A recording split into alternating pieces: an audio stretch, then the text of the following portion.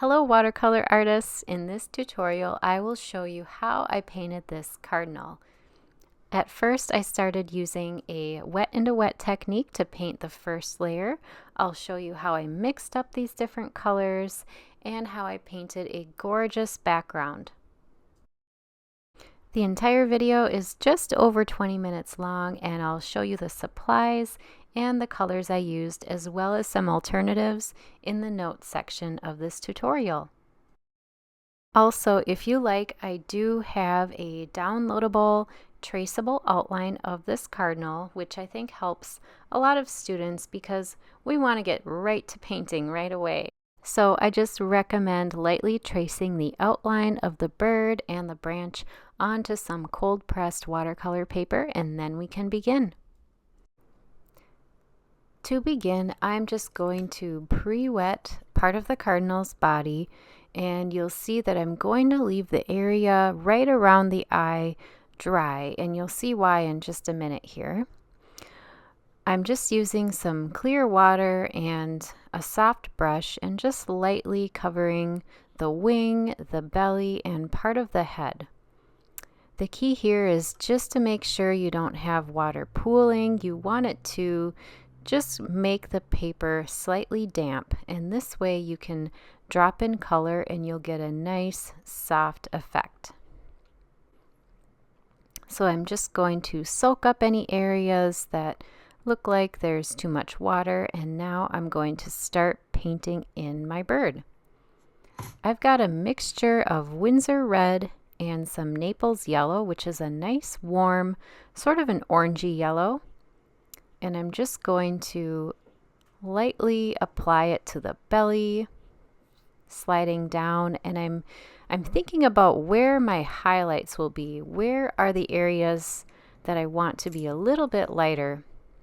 And in those spots, I'm just going to leave it white. You'll see me sometimes I touch up edges or soften edges with a thirsty brush, and I'll also be pulling out some tiny little feathers with my smaller pointed round. Now going back in with my number 12, I'm going to create a darker, richer area here. And I'm lightly adding some texture to the wings. I'm going around that eye.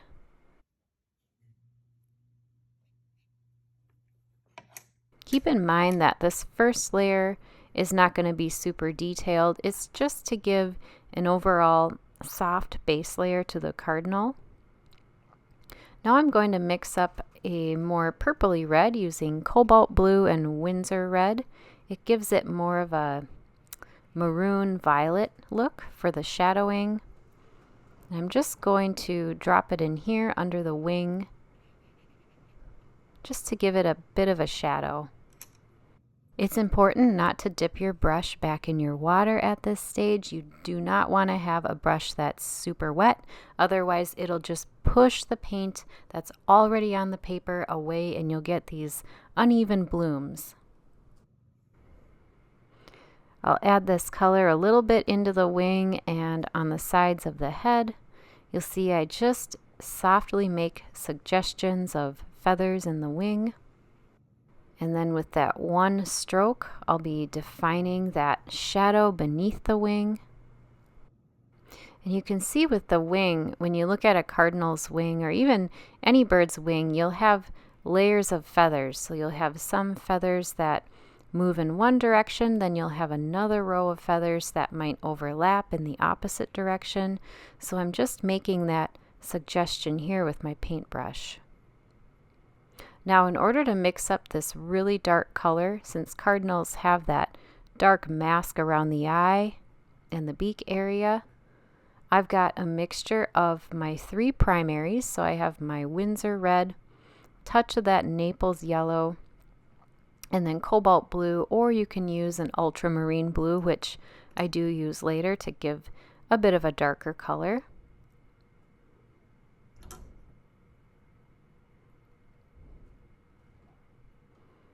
And that gives you a nice black, but it's not black from the tube. It's a black that you create by mixing these three primaries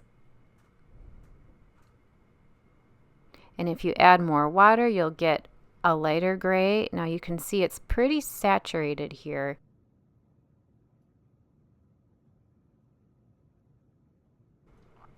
Now I'm using that same mixture with my smaller brush, and I'm just giving the wings some definition and some feathers some more definition here, some shadow. Now most of the bird's body is still damp, so I'm able to just lightly put in color and it'll softly fade, but I have to be careful not to add too much water at this time because otherwise I will get hard edges and blooms. Now part of the bird's head is already beginning to dry, so you can see how I can layer on some of that darker red paint, and now I have to fade it into that background with a thirsty brush. So I'm taking a very fine, thin brush here and just creating these little short strokes to suggest the crown on the top of the cardinal's head. My red mixture is more saturated, so that just means I have less water, more paint ratio, and I'm using that to create more intense color on the top of the head.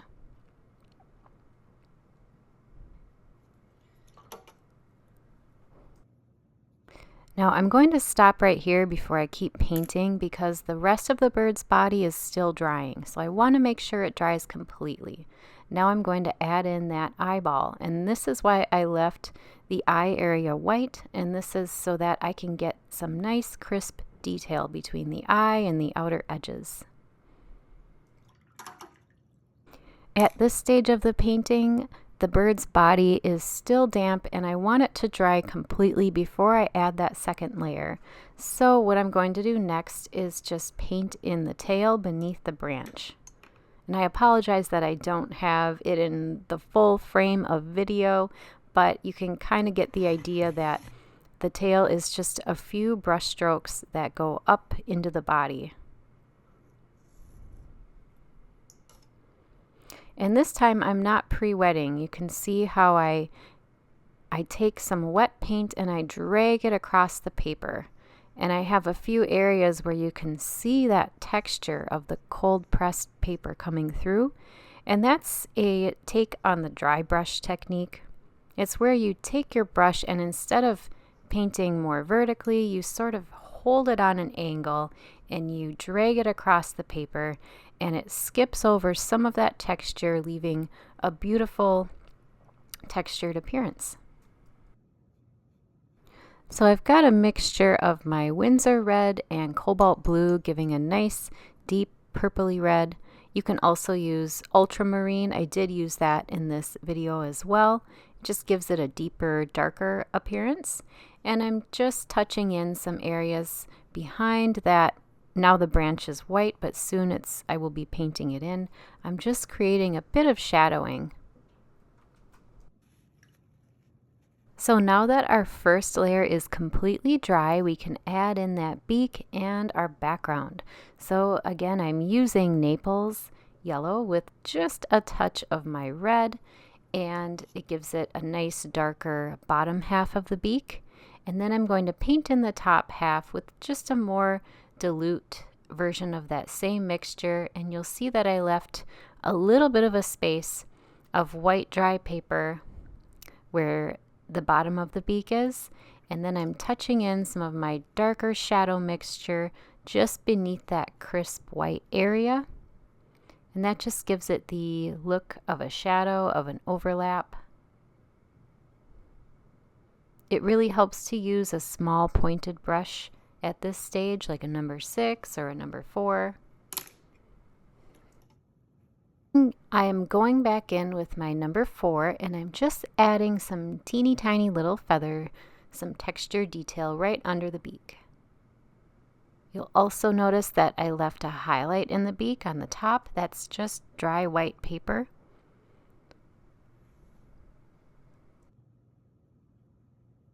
I'm going to start painting in this branch now, and I'm using a mixture of burnt sienna and a lot of water to give it sort of a fluid textured appearance. And I will be dropping in some of my mixture of cobalt blue, with Winsor Red, sort of that purpley gray mixture. That will help give it some shadow, and it will help tie in with my Cardinal since the colors are similar. I skipped over where the feet are, and this is just because I want to have room to make decisions on how I want my feet to look. And you can see I'm just dropping in a bit more brown in some areas to give the branch more of that natural look. Now here we've got that sort of gray mixture with cobalt blue and Winsor Red, popping that into a few areas. Might start adding some of the detail in the feet just to help it tie in a little bit with the branch.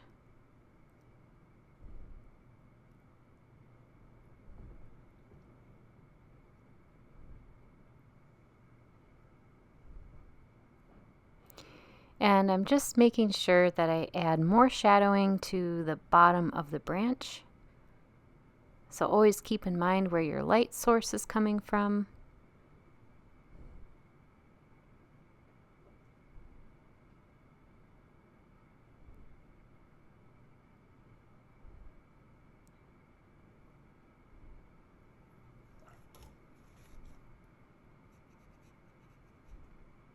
And if you don't like something, you can always fade it out a little bit. I'm at the point now where I think I'm going to start putting in my background. And the background is really quite simple. It's just cobalt blue, a very watery mixture of cobalt blue, a bit of that Winsor Red, and a touch of that yellow. It can be yellow ochre or a Naples yellow, just to give a nice gray, hazy blue color. And it helps to use a bigger brush here. I'm using a number 12. And keep in mind my bird is dry, so that really helps. And you can use this mixture to define areas of your bird. So the top of my bird's wing is a highlight, and so I'm using my background, a darker background, to really make that highlight stand out.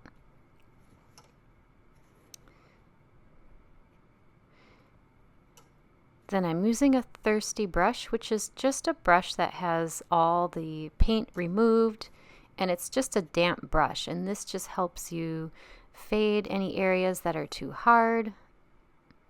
So you can see that's what I'm doing here. I'm lifting color, I'm softening some of those hard edges. We can add a bit of that background over here too. I do leave some areas of white paper. It's just my personal taste, but I think it helps give a nice kind of a atmospheric look.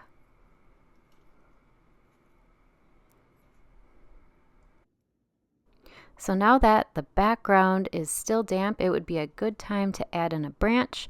So I've got a brown mixture here, and I'm just going to put in a branch right behind that one that the bird is sitting on. And you can see where the paint is still damp, you get these nice soft edges, and where it's slightly dry, you've got more of those harder edges.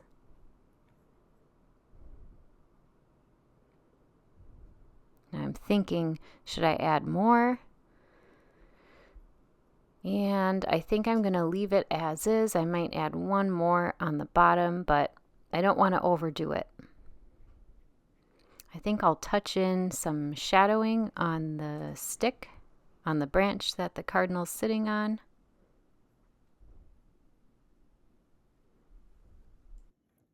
Okay, I think this is funny. I didn't realize I do this, but I sort of act out what I'm going to do before I paint. So you can see me here kind of imagining where my branches will go and what they'll look like in my head.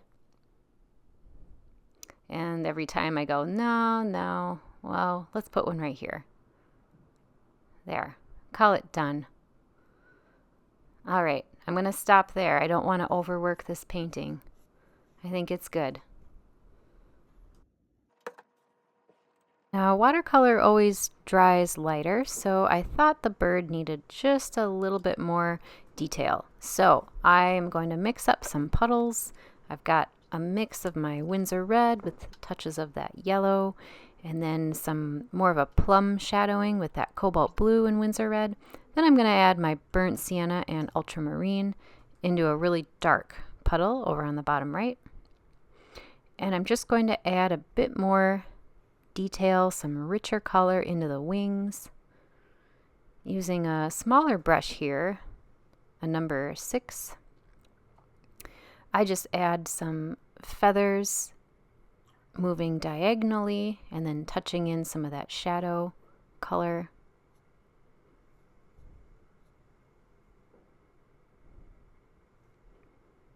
I'm going to make sure that the bottom of the wing is fairly dark. This will show a shadow even better. Then I'm going to use a thirsty brush and soften that edge. And then add that mixture of black that I made. Thirsty brush. So a thirsty brush is just a damp brush, and you use it like a sponge to sort of soften areas. Then I'll define these other feathers up here. Now they look a bit harsh. Those are hard edges. So I will soften them. I will blend them together with those other feathers. Here's my thirsty brush where I just soften some of those hard edges.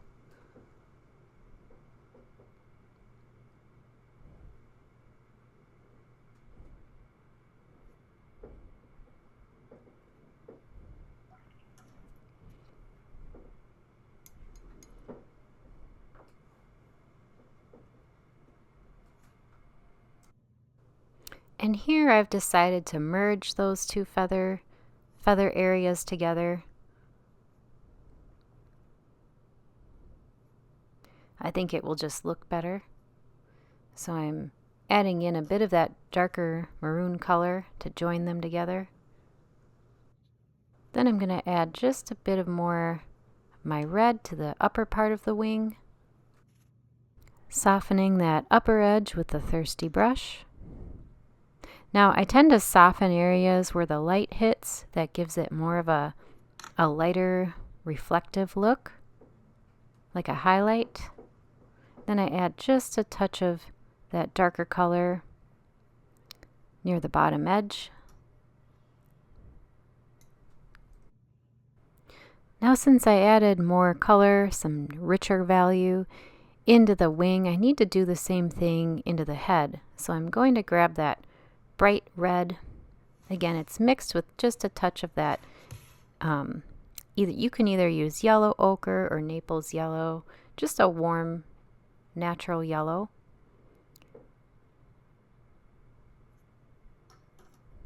And I will be softening this. You can see here, again, I just want to repeat because some people might not be familiar with Thirsty Brush. It's a brush that doesn't have any color on it. It's just damp with water.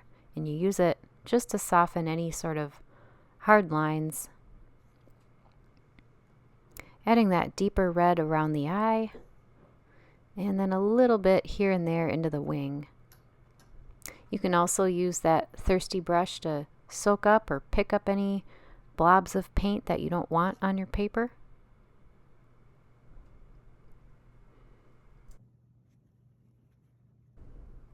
I'm just going to add 2 quick brush strokes into the tail here with that deeper red, that rich, bold red color, and a bit of that shadow color.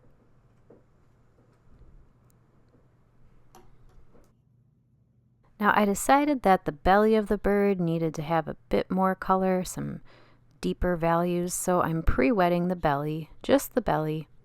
And now I can drop in some of my dark shadows, some more saturated red. The reason why I pre-wet this area is because I wanted to have sort of a nice soft blending of the colors so they merge together nice and smooth.